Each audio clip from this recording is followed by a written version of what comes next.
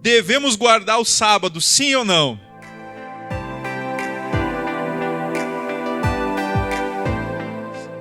Vamos mergulhar um pouquinho no que a Bíblia diz, né? Porque um diz uma coisa, outro diz outra. Vamos ver o que a Bíblia diz.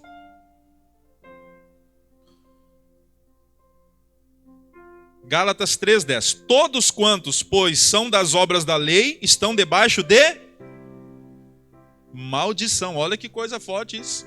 Quem está debaixo da lei, não, nós temos que viver no tempo na lei. Está debaixo de maldição, porque está escrito: maldito todo aquele que não permanecer em todas as coisas escritas no livro da lei, para praticá-las. Ou seja, descumpriu uma, já descumpriu tudo.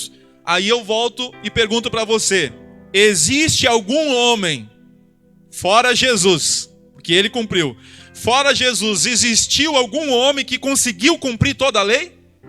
Não, por isso a Bíblia diz que ela foi imperfeita. Só Jesus conseguiu cumprir. Então quem está debaixo da lei está debaixo de maldição. Tá? Agora no capítulo 4, versículo 10 e 11, diz assim, ó: guardais dias e meses e tempos e anos. Receio de vós, tenha eu trabalhado em vão para convosco. Gálatas capítulo 4, versículo 10 e 11. Você vê aqui o apóstolo Paulo dizendo sobre isso. Sabe por quê, irmão? Novamente eu vou mencionar um capítulo que eu quero que você leia e releia com todo cuidado em casa. O capítulo 15 de Atos dos Apóstolos.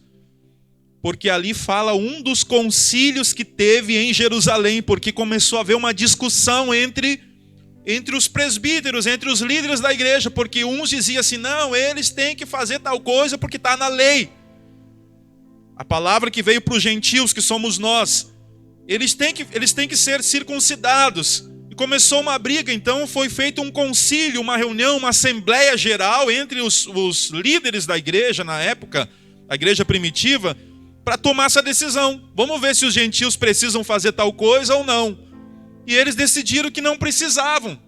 Mas o que eles precisavam era se guardar, né? Fugir da idolatria, fugir das práticas de relação sexual ilícita, que isso está dentro da moral, né? E a Bíblia fala ali sobre a carne sufocada. Eles decidiram ali, num concílio.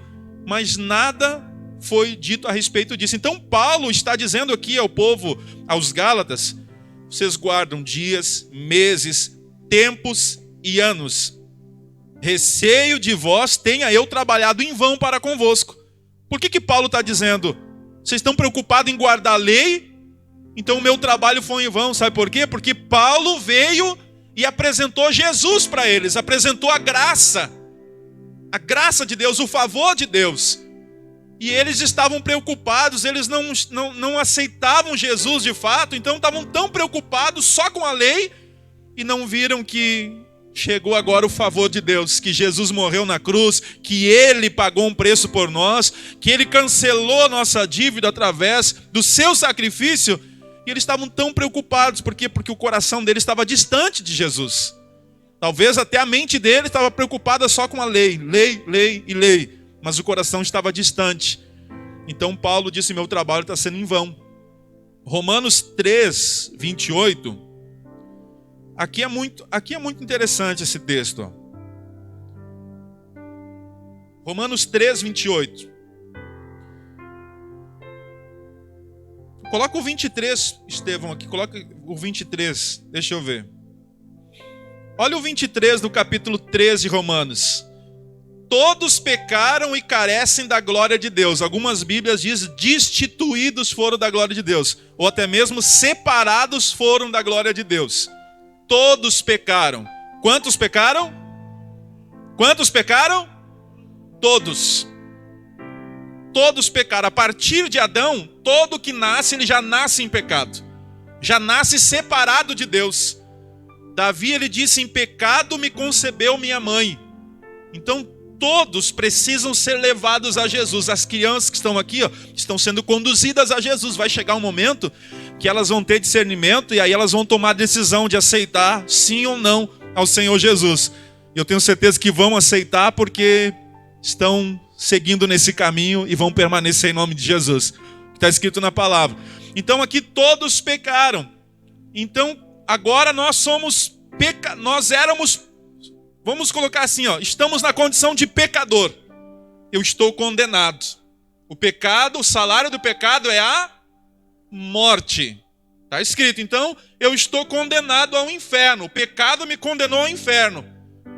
E agora, como que eu faço para ser salvo do inferno? Como que eu faço, para sair dessa condenação e ser livre? Será que é pelas obras? Ninguém conseguiu cumprir. Então, no versículo 28, ele responde, dizendo: concluímos, pois, que o homem é justificado pela fé, independentemente das obras da lei. É pela fé.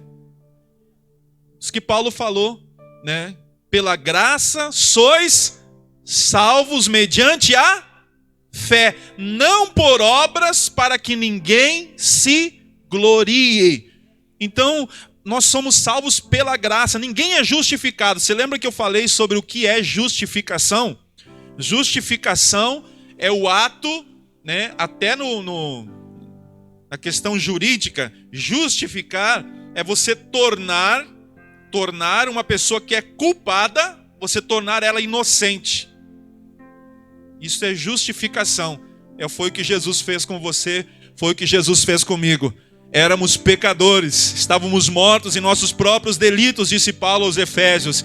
Mas Cristo morreu por nós na cruz e nos tornou inocentes, porque Ele assumiu a nossa dívida. Diga glórias a Deus. Você está entendendo? Diga glória a Deus. Agora, irmão, Colossenses, que nós lemos ali, no capítulo 2, o versículo 14. Vamos entender esse texto aqui.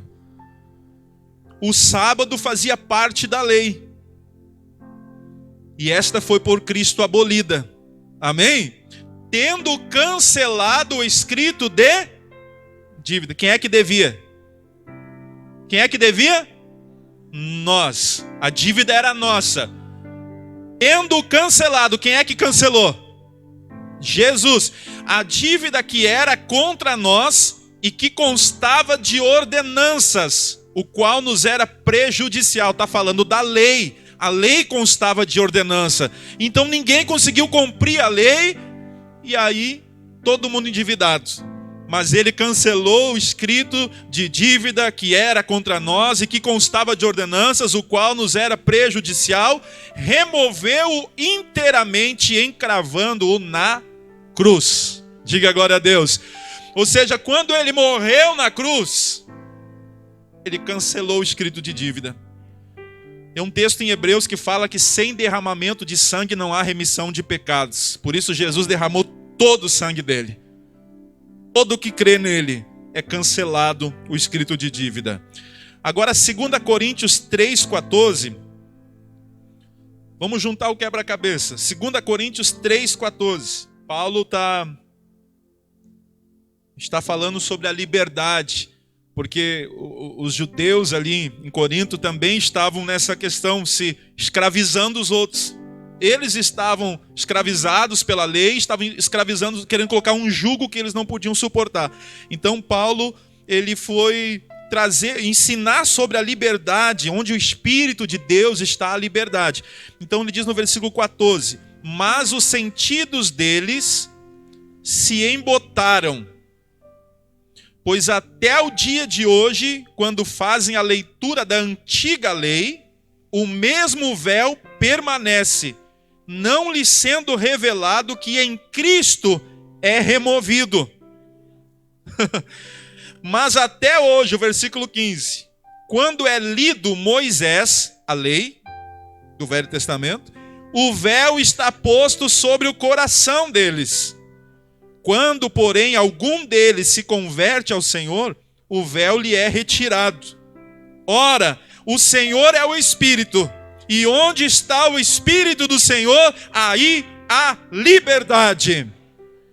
E todos nós, com o rosto desvendado, contemplando como por espelho a glória do Senhor, somos transformados de glória em glória na sua própria imagem, como pelo Senhor, o Espírito. Amém? Que véu é esse que está falando? Desde o tempo do tabernáculo, havia o átrio, o lugar santo, e o lugar mais santo do tabernáculo era chamado Santo dos Santos. Só que este lugar, só o sacerdote podia entrar. Tinha todo um ritual para entrar lá dentro. Dentro do Santo dos Santos, havia a Arca da Aliança.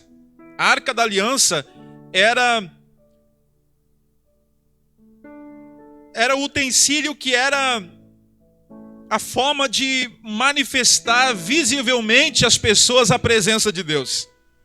Simbolizava o pacto com Deus, a aliança com Deus. Toda vez que visse a arca, né, eles lembravam da aliança. Simbolizava a presença de Deus. Havia alguns utensílios ali dentro, não vou entrar nesse assunto. Mas ali dentro, do Santo dos Santos, havia a Arca da Aliança, o símbolo da presença de Deus. Só o sacerdote podia entrar lá dentro. Todo um ritual, toda uma preparação de purificação, de santificação, para entrar lá dentro daquele lugar. Um véu separava o santo lugar do Santo dos Santos. Depois no templo a mesma coisa. Porém a Bíblia diz que quando Jesus morreu na cruz, o véu do templo se rasgou de alto a baixo. O véu que separava as pessoas de Deus se rasgou. E aqui Paulo está dizendo aos crentes em Corinto, dizendo que eles estavam presos ali, e desta forma, eles estavam colocando um véu no coração deles, porque eles estavam mais para a lei do que para a graça de Cristo. Você está entendendo? Mas a Bíblia diz que ao se converter, quando porém alguns deles se convertiam ao Senhor, o véu era retirado, e a graça de Deus, o favor de Deus chegava até eles. Diga glória a Jesus.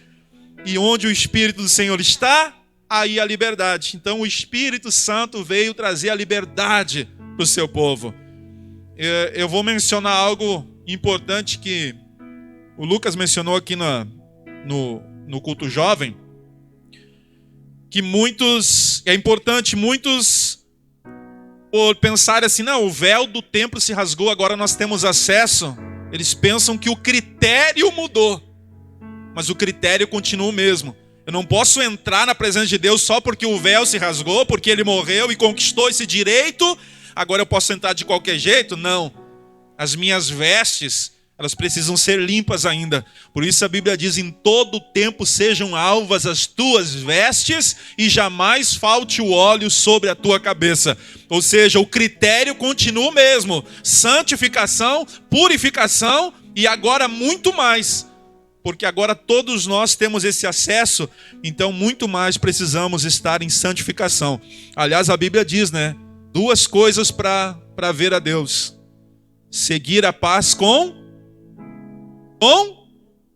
todos. E a santificação. Sem a qual ninguém verá Deus. Amém? 2 coisas para ver Deus, ter paz com todos e a santificação. Agora vamos entrar para a questão do sábado propriamente. Vou perguntar de novo. Você lembra que eu perguntei semana passada, a lei foi feita para o homem ou o homem foi feito para a lei? A lei foi feita para o homem. E agora eu pergunto, o sábado foi feito por causa do homem? A lei do sábado, guardar o sábado, foi feito por causa do homem? Ou o homem foi feito para ser escravo do sábado? Vamos ver Marcos, Evangelho de Marcos, segundo livro do Novo Testamento.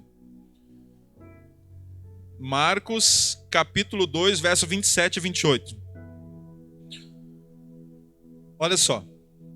Aqui Jesus, são palavras do próprio Jesus.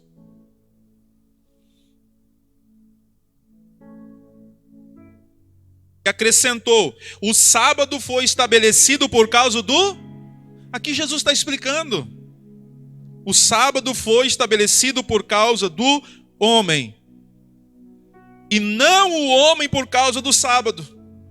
De sorte que o Filho do Homem é Senhor também do sábado. Ele é o Senhor do sábado. Ele está acima de tudo. Diga glórias a Deus.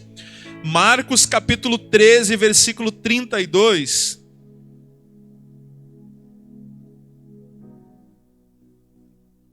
Marcos 13, 32. Nos diz assim, ó. Mas a respeito daquele dia ou da hora, ninguém sabe, nem os anjos do céu, nem o Filho, senão o Pai. De que dia está falando? Da vinda de... Se o sábado fosse tão importante, Jesus ia vir no sábado, né? Mas ele chega a dizer para a gente orar para ele não vir no sábado, nem no inverno. Tem um mistério aí, né? Mas aqui a Bíblia diz que ninguém sabe o dia nem a hora. Então, o que eu entendo com isso? Que todos os dias são importantes para Deus. Todos os dias. E nós vamos entender isso. Que naquele período foi necessário criar essa lei, né? E colocar não só o dia de sábado, mas havia o sábado anual, havia o sábado mensal, né? Eles tinham os rituais, mas o sábado mensal era um dia específico para o Senhor, para que o povo não se esquecesse de Deus. Se você lê a história bíblica, muitas vezes o povo abandonou, o povo se esqueceu de Deus. Então Deus criou uma lei. Sábado, é meu. Sábado todo mundo vai se consagrar a mim. Só que tinha cada ritual ali, irmão. Se a pessoa, hoje ninguém consegue fazer isso. Não é simplesmente, não, sábado não vou trabalhar. Mas se você ler a Bíblia, você vai ver os rituais que tinha que fazer ali. Meu Deus, não podia acender a luz, não podia fazer fogo, não podia... É tanta coisa que, meu Deus do céu. Achou o texto? Olha, Mateus 24, 20. Anota essa aí, ó. Orai para que a vossa fuga não se dê no inverno, nem no... Está falando da vinda de Jesus. Ele está dizendo que é para nós orar, para ele não vir no inverno. Por que será? Nem no sábado. Essa eu vou deixar vocês pensando em casa e depois a gente... Hebreus capítulo 4.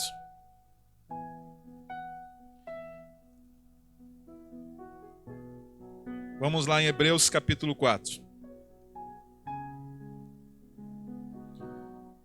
Você viu que a Bíblia era um quebra-cabeça, né? Por isso que a gente tem que ter um cuidado assim, irmãos. Eu vou sempre dizer isso quando eu estou ministrando estudo bíblico.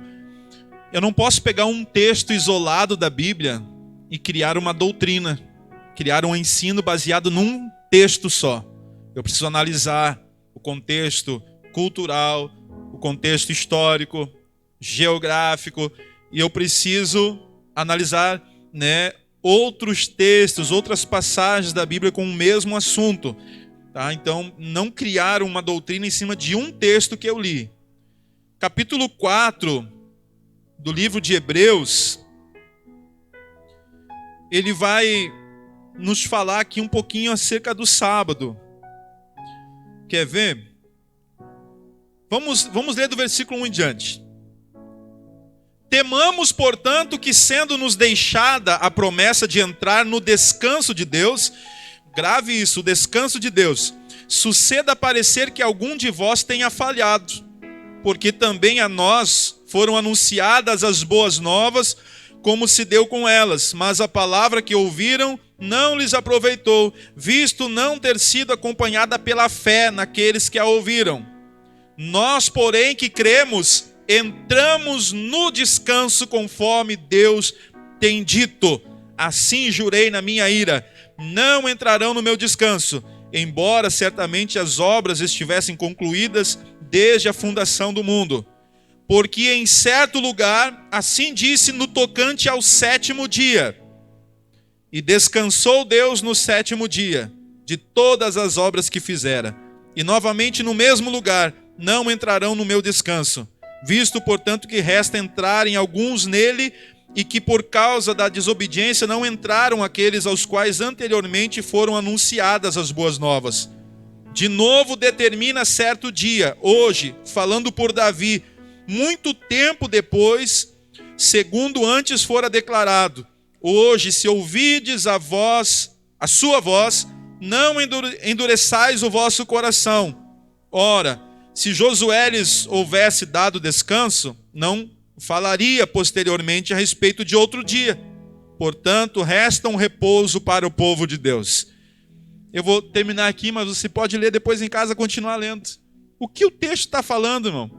Vamos pegar, aqui fala do sétimo dia, que é o sábado, e aqui fala essa palavra descanso. Para que servia o sábado? Para descanso, descanso das obras. E era para ser consagrado ao Senhor. Sábado servia para o... Mais alto. Sábado servia para o... descanso. Agora, irmão, nós lemos o primeiro texto. Tudo era sombra do que havia de vir.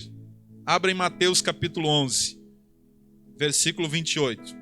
Vinde a mim todos os que estáis cansados e sobrecarregados, e eu vos aliviarei. 29. Tomai sobre vós o meu jugo e aprendei de mim, porque sou manso e humilde de coração, e achareis descanso para as vossas almas. Você está entendendo o que significava o sábado? O sábado era uma representação do próprio Jesus. O sábado era dia do descanso. E hoje Jesus é o nosso descanso. Jesus é o descanso para as nossas almas. É isso que eles não estavam entendendo. E Paulo começou a combater. Olha, vocês não estão entendendo que Jesus, ele veio se revelar. Ele é o nosso descanso. Agora, irmão, quer ver? Ó? Quando você lê os evangelhos, começa a analisar qual foi o dia que Jesus mais fez milagres. Foi no sábado. Não podia. Mas Jesus fez questão, porque Jesus estava dizendo: eu sou o Senhor do sábado. Nós lemos em Marcos: eu sou o descanso para as vossas almas. Jesus estava se revelando ali: eu sou o descanso. Vocês não estão entendendo? Então, nós precisamos crer nisso, receber isso na nossa vida e anunciar isso para muita gente que ainda está vivendo, infelizmente, debaixo de maldição, como a própria Bíblia diz. Quer ver, irmão? A partir do tempo apostólico, ninguém falou do sábado. O jovem rico que chegou para Jesus e disse assim, ó: o que eu preciso fazer para herdar o reino dos céus? O que Jesus falou para ele? Guarda os mandamentos. Só que ele não cita o sábado ali. Ele fala: amarás o Senhor teu Deus, todo o teu coração, toda a tua alma, todo o teu entendimento, toda a tua força. Amarás o teu próximo como a ti mesmo. Não matarás, não adulterarás, não dirás falso testemunho. E aí o jovem disse assim: tenho feito tudo isso. O que me falta ainda? E eis que alguém, aproximando, lhe perguntou: mestre, que farei eu de bom para alcançar a vida eterna? Respondeu-lhe Jesus: por que me perguntas acerca do que é bom? Bom só existe um. Se queres, porém, entrar na vida, guarda os mandamentos. E ele lhe perguntou: quais? Respondeu Jesus: não matarás, não adulterarás, não furtarás, não dirás falso testemunho, honra teu pai e tua mãe, e amarás o teu próximo como a ti mesmo. Replicou-lhe o jovem: tudo isso tenho observado, que me falta ainda? Disse-lhe Jesus: se queres ser perfeito, vai, vende os teus bens, dá aos pobres e terás um tesouro no céu. Depois vem e segue-me. Jesus falou isso porque conhecia o coração dele, e ele era um jovem rico, tinha muitas propriedades. E Jesus viu que o coração dele estava pegado ali. Então Jesus estava dizendo: tu precisa renunciar. É isso que Jesus estava falando. Agora você vê alguma vez Jesus dizendo que ele tinha que guardar o sábado? E nenhuma vez. E Jesus falou dos mandamentos. Por quê? Porque o próprio Jesus era o sábado. Ele era o descanso que estava ali. E aqui em Hebreus 4 está dizendo: muitos não quiseram entrar no descanso, não aceitaram as boas novas, não aceitaram as boas notícias. Ei, uma nova aliança, um novo tempo, Jesus morreu por vocês na cruz, o véu se rasgou e agora Ele é o nosso descanso, foi revelado em Cristo, mas eles não aceitaram. Então, nós vamos partir agora da era apostólica. Nós vamos ver que o âmago da pregação apostólica ao mundo gentil e judaico, após a ressurreição de Jesus, em nenhum momento eles falaram de sábado. Pelo contrário, eles falaram do domingo. E nós podemos meditar nisso. Atos capítulo 20, versículo 7. Por exemplo, Atos 20, versículo 7, diz assim, ó: no primeiro dia da semana, estando nós reunidos com o fim de partir o pão. O que era partir o pão? Estava falando da ceia. Qual o dia da semana? O primeiro. Qual é o primeiro dia? Domingo. Então, aí algumas religiões aí dizem assim, não, mas é que era sábado depois das 6 horas, então já era domingo. Não, aqui a Bíblia fala no domingo, primeiro dia da semana, tá? Não era no sábado. Estando reunidos para fazer a Santa Ceia, participar da Santa Ceia. Agora em 1 Coríntios, capítulo 16, e versículo 1 e 2, 1 Coríntios 16, 1 e 2, também, ó: quanto à coleta para os santos, fazei vós também, como ordenei às igrejas da Galácia, no primeiro dia da semana. Então era no domingo. Você vê que eles começaram, a partir da era apostólica, eles começaram a observar o domingo, a partir da ressurreição de Jesus. Eles começaram a observar o domingo. Porém, não tiraram o domingo para ser exclusivamente domingo, o dia do Senhor. Não, todo dia é dia do Senhor. Todos os dias, é isso que nós precisamos entender, porque Ele é o nosso descanso todos os dias. Agora, é claro, se eu puder, pastor, é pecado eu tirar o sábado só para Deus? Não é pecado. Agora, algumas religiões que nós conhecemos ensinam que se você não guardar o sábado, você não vai ser salvo. Mas isso não tem base bíblica. Eu vou ler para você, quer ver, ó, um trecho de um dos escritos. Até o nome é Primeiros Escritos, da página 37, da escritora Ellen White, que é uma das principais, ou a principal, dos adventistas, ou os sabatistas, né? Ela fala no livro dela o seguinte, ela diz assim, ó, e a literatura deles é muito mais os livros dela do que a Bíblia. E no livro dela ela diz o seguinte: foi-me mostrado, ela está falando que mostraram para ela, que Deus mostrou para ela uma multidão que estava em agonia. Em suas vestes estava escrito em grandes letras: pesado fostes na balança, e fostes achado em falta. Então ela diz, perguntei ao anjo. Ela diz que um anjo apareceu e mostrou uma multidão em agonia, e as suas vestes estavam escritas em grandes letras: pesado foste na balança e foste achado em falta. Estavam perdidos. Então ela diz no livro dela que ela perguntou ao anjo quem era aquela multidão, e segundo ela, o anjo disse: estes são os que já guardaram o sábado e o abandonaram. Vi que eles haviam enlameado o resto com os pés, pisando o sábado a pés, e por isso foram pesados na balança e achados em falta. Isso aqui ela diz no escrito dela, dizendo que um anjo disse que estavam perdidos aqueles que um dia guardaram o sábado e pararam de guardar.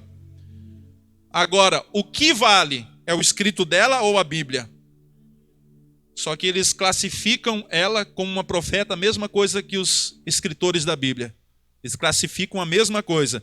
Agora, ela diz que um anjo mostrou isso para ela, né? Como é que eu provo na Bíblia que está errado isso? Abra a tua Bíblia em Gálatas 1:8 aí.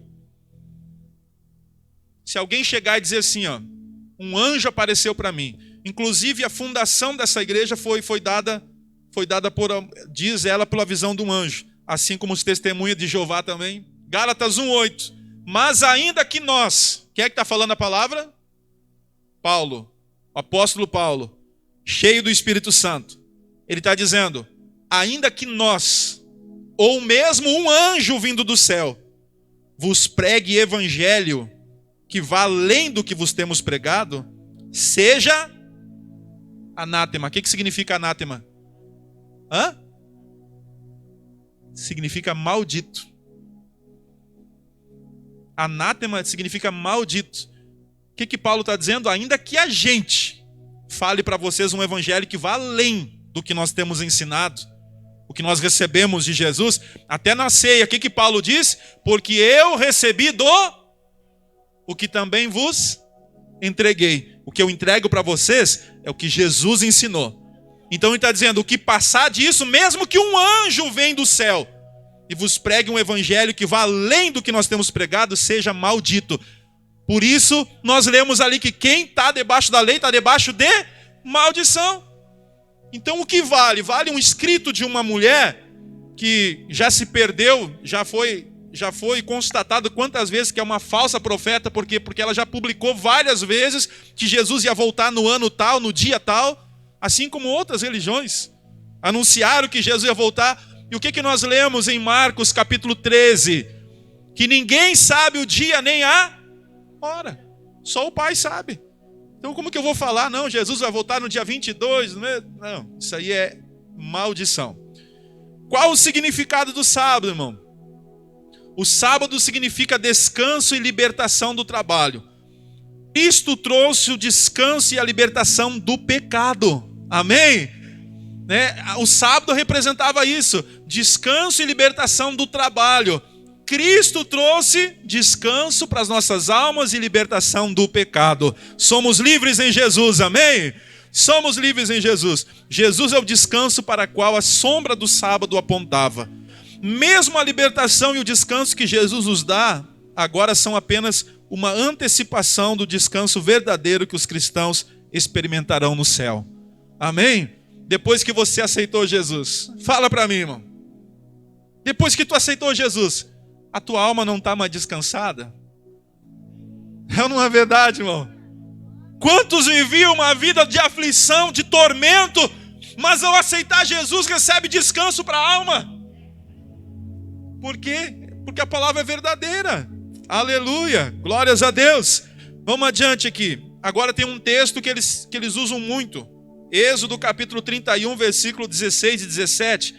E aí nós precisamos fazer uma interpretação cautelosa deste texto. Êxodo 31, versículo 16 e 17. Olha aqui, a instituição, a lei de Deus. Pelo que os filhos de Israel guardarão o sábado, celebrando-o por aliança perpétua. O que significa perpétua? Está dizendo que é para guardar o sábado nas suas, versículo 17, entre mim e os filhos de Israel é sinal para sempre, porque em 6 dias fez o Senhor os céus e a terra, e ao 7º dia descansou e tomou alento. Agora volta no 16, vamos analisar todo o texto. Pelo que os filhos de... Você é filho de Israel? Não. Nós somos os gentios. Está falando aqui para os judeus. A palavra é para quem? Para os judeus. Pelo que os filhos de Israel guardarão o... Então o sábado foi feito para quem? Para os judeus. Celebrando-o por aliança perpétua. Uma aliança para sempre. Agora para sempre até quando, pastor? Está escrito aqui, para sempre nas suas para aqueles que ele estava falando ali. Aqueles que ele entregou é para a geração de vocês, para suas gerações. Havia ali algumas gerações. Se você estudar ali, vocês pegar, por exemplo, não é em vão que existe, por exemplo, as genealogias na Bíblia. Ali nós aprendemos muitas coisas, tem muita coisa escondida ali, né? Muita revelação ali. E ali havia, não vou dizer para você quantas gerações haviam ali, mas existiam algumas gerações. Até concluir aquelas gerações que foram ditas a palavra, deveria ser para sempre. Aqui ele diz de novo, entre mim e os filhos de Israel. Era entre Deus e eles, sinal para sempre. E aí ele diz, o sábado era para descanso. Então não é para nós, era para eles, tá? Alguns argumentam que estes termos mostram que a guarda do sábado semanal nunca terminará. Mas o verdadeiro significado de para sempre, perpétuo, que nós lemos aqui, né, está limitado a essas gerações. Tá? Expressões significam duração de uma era. Tá? É isso que significa o texto. Para nós concluirmos, Mateus capítulo 5, versículo 17 e 18, eu quero ler novamente esse texto aqui que nós lemos semana passada. Que também é um texto muito usado, mas interpretado de uma forma muito errônea pelos que assim pregam que devemos guardar a lei, porque se não guardarmos a lei não vamos ser salvos.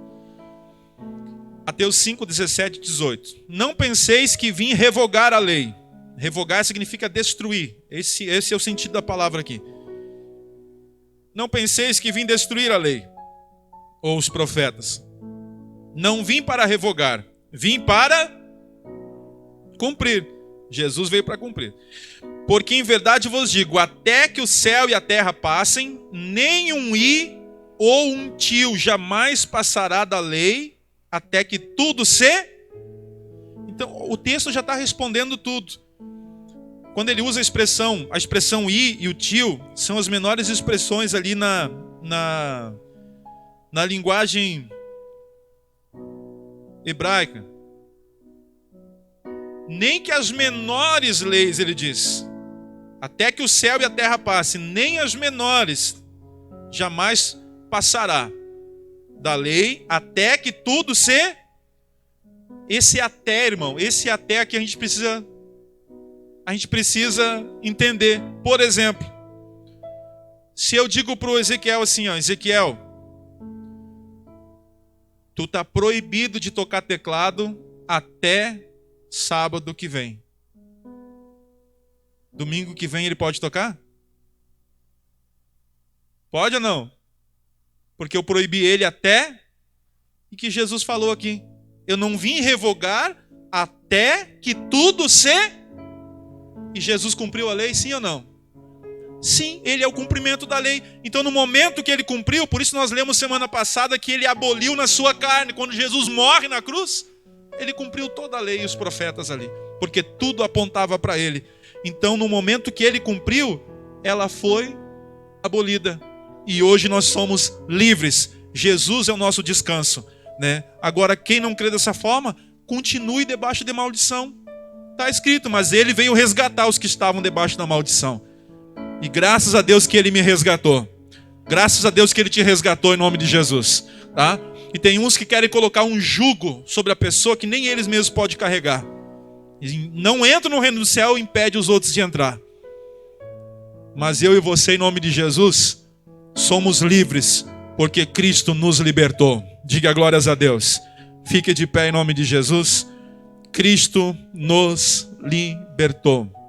Em nome de Jesus Cristo. Aleluia. E que bom poder descansar nele. Glórias a Deus. Quem ainda não entrou no descanso do Senhor, entra no descanso dele agora. Glórias a Deus. Ele diz, vinde a mim,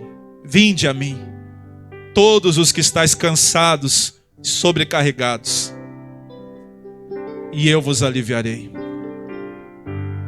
Oh, aleluia, glórias a Deus.